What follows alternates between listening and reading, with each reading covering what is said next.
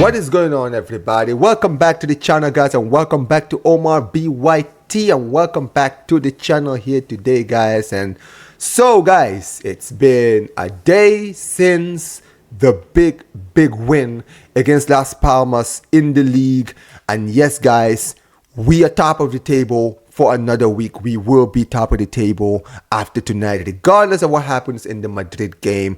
And basically, guys, I wanted to make this video basically doing what I used to do in the past, basically doing the things that we learned from previous games. And basically, I wanted to bring the show back, and I want to talk about 5 things that we actually learned from the Las Palmas versus Barcelona game, because there's 5 things we learned from the Barcelona versus Las Palmas game, 2-0 to Barcelona. But first thing I learned is we need to do better in the first half. We've been having slow starts in the past few games, which has not been good enough, right? Against Las Palmas, we were very poor in the first half. It was a very poor performance, and I was very glad to see Hansi Flick actually called this out during his press conference. He even stated that he wasn't happy with the performance. He was basically saying he wasn't happy. Yeah, he spoke to the players. That's why he made the changes and brought Dani Olmo in the second half. And we're going to talk about him. But basically, I'm glad to know that the manager was reactive and he saw that there was something not right about that first half, the way we approached the game, the way we handled the performance, that we could do better, that we could play better.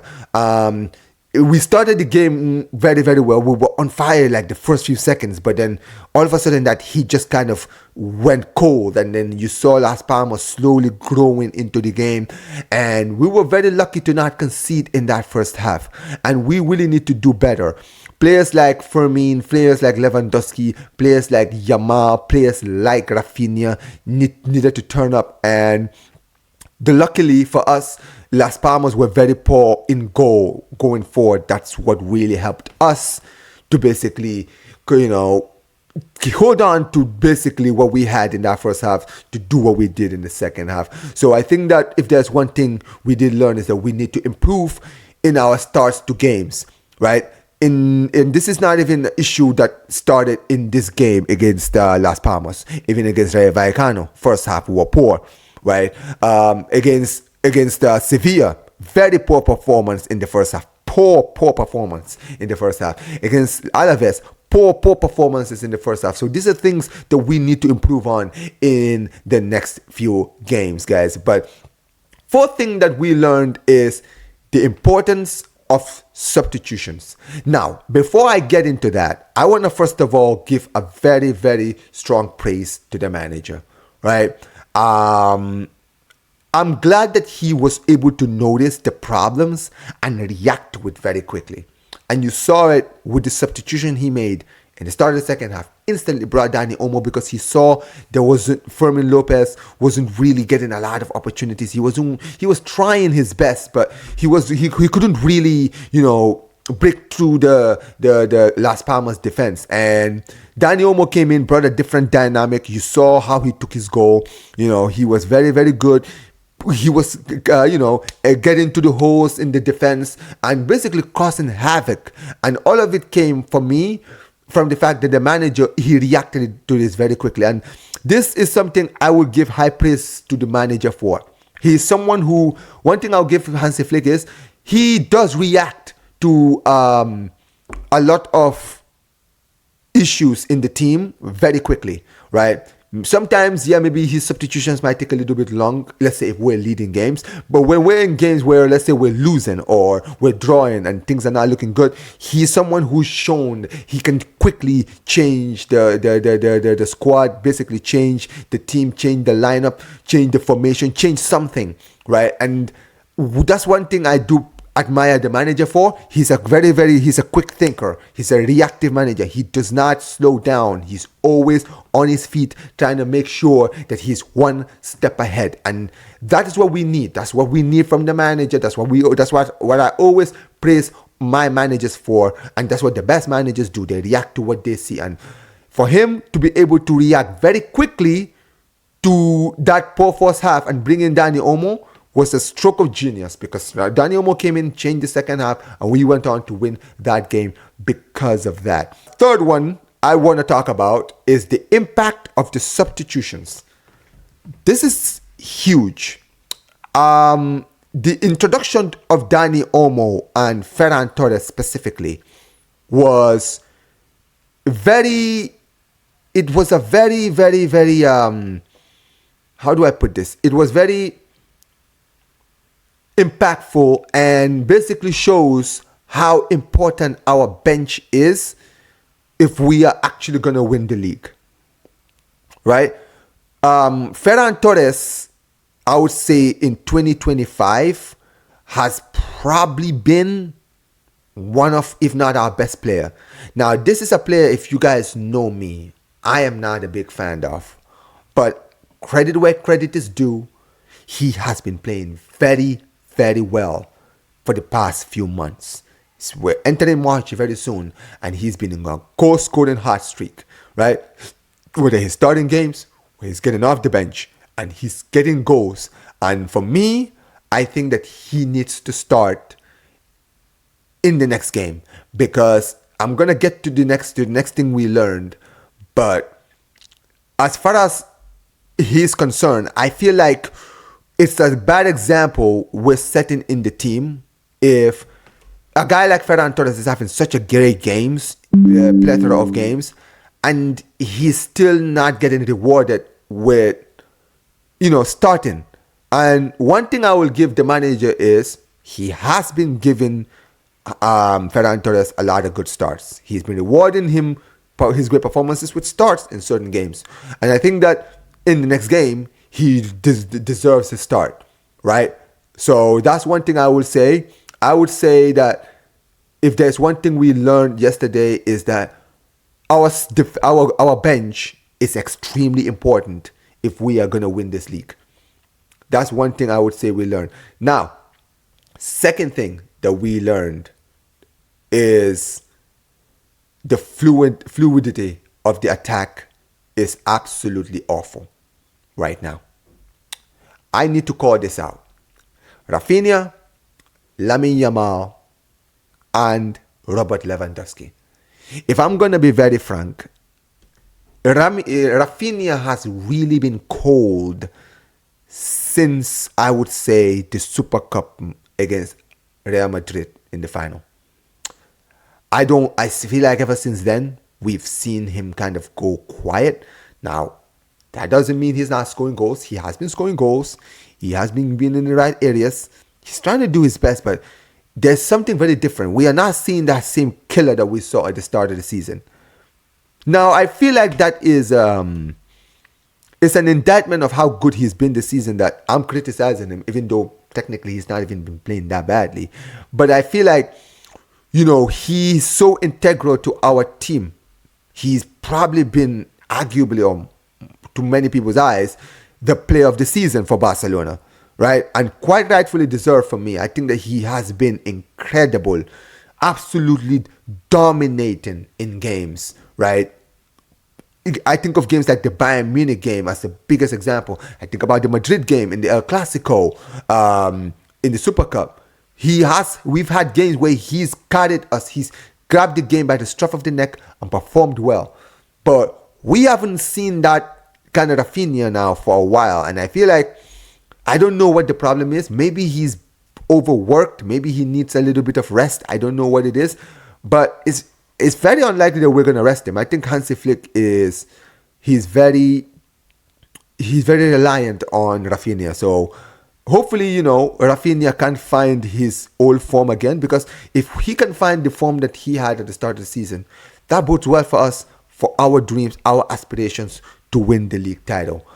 As far as Yamal is concerned, I'm going to be very honest. Yamal needs...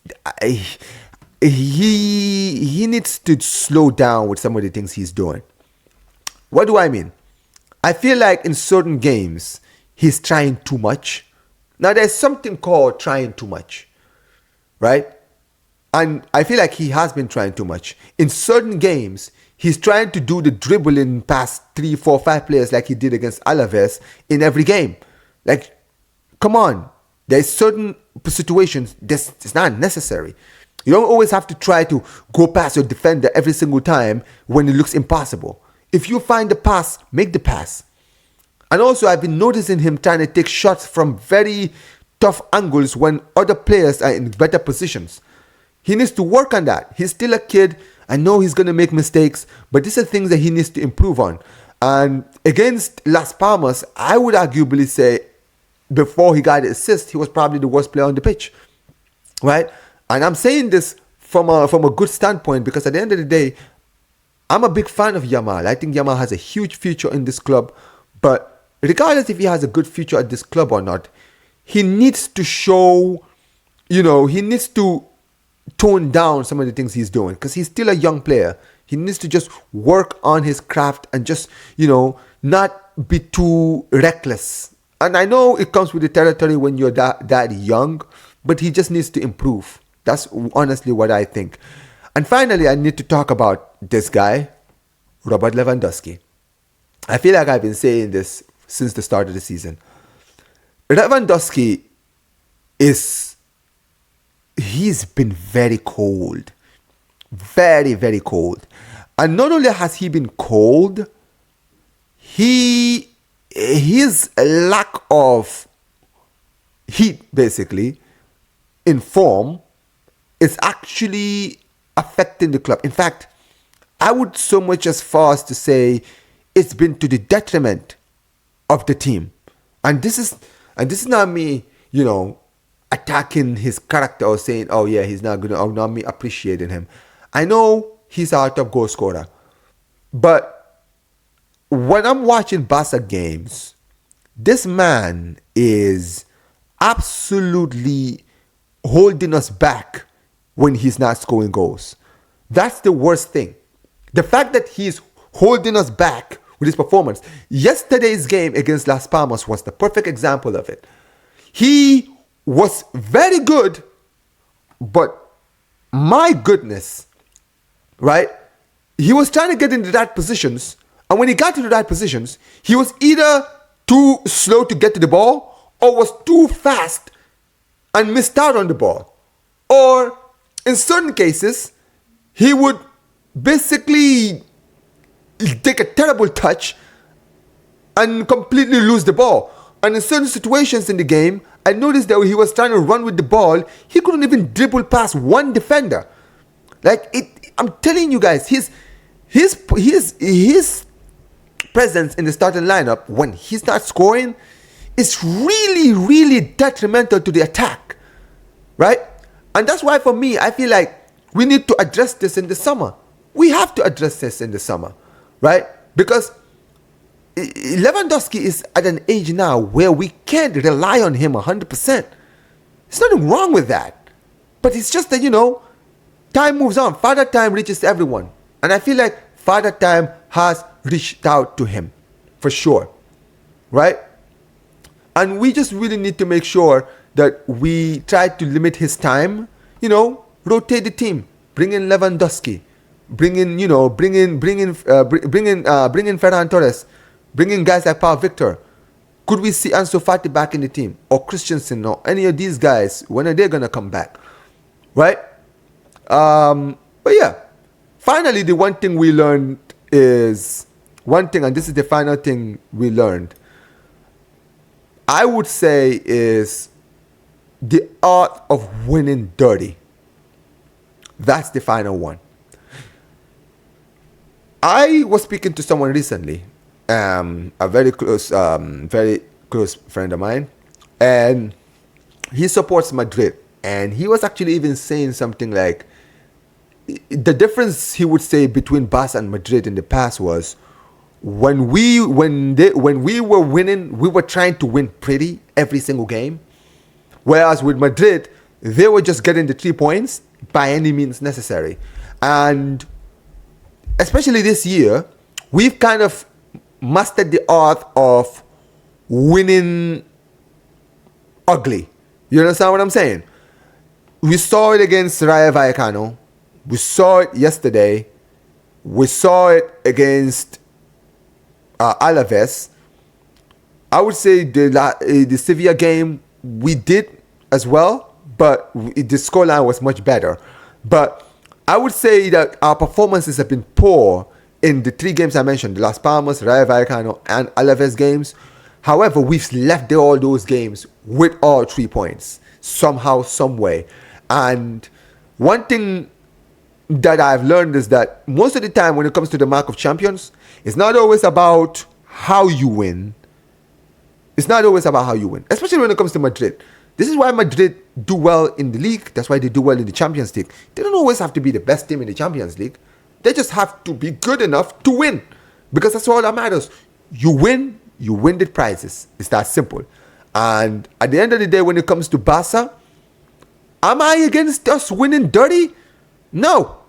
At the end of the day, it's part of the game. Like, this whole idea of trying to win pretty every single week, it's not possible. You can't win every game playing the most exquisite 10 out of 10 champagne football. Like, there's going to come games where you're going to have to really, scumbag it out. Basically, how do they call it again? There's something the British call it. I don't really know, right? But basically, win dirty, win by any means necessary. And recently, Barcelona have been learning the art of doing that, and I'm all for it, right? Sometimes it's not easy to watch when I'm watching Barcelona every week, but I'm open to it if it brings me results, right? If it brings me results, because right now Barcelona are in a title race. Tough title race with both Real Madrid and Atleti. And when it comes to Atleti and Real Madrid, they don't care about winning pretty. They do not care about winning pretty. They're gonna win one way or another. It doesn't matter. You understand what I'm saying? So we now have to look at that and say, listen, it would be great to win pretty, but in certain games, we're gonna play against certain teams that are gonna want to scumbag it against us. And when they want to scumbag it against us, then guess what? We have to become scumbags as well. And in those situations, we have to make sure that we go out there and we win dirty. 1-0 to Barcelona, I'll take it. I'll take it in certain games. I would take yesterday's victory. Even though I was angry for most of the stream, I'll take it because we got the 3 points. If for the rest of the season we play like that, I'll be fuming every game. But guess what? I'll be at the end of the game, I'll be happy because we left with all 3 points. So I'll take it. But yeah, these are the 5 things we learned. As far as the game's performance are concerned, basically, first, I think at first I said about the coach, the reaction from the coach, talked about also the impact of the substitutes, our fluency of our attack, the winning dirty, and basically all of those things. So tell me what you guys think. Yesterday's game was incredible. But tell me what you guys think. What did you guys learn from the game? As far as performance is concerned, about the squad, the players, and everything else. About the manager, what the manager said basically. What do you think about all of that? And how far do you think we can go if we're playing this kind of football where we're just trying to win by any means necessary? Or do you think that it's not sustainable?